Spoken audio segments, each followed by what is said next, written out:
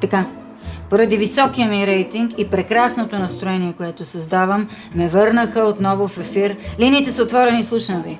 Здравейте, мъжът ми има връзка с съседката и се пренесе от тях. Ще се върне ли?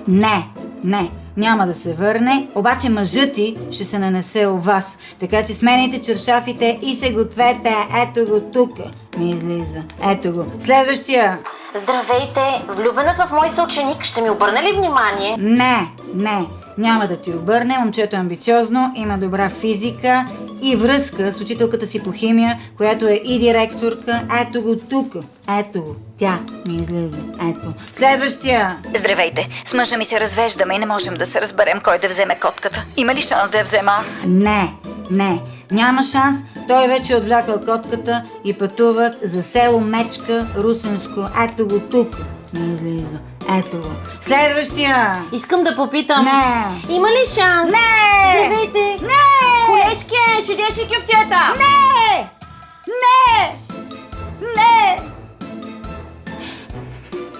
Закривай. Нещастници.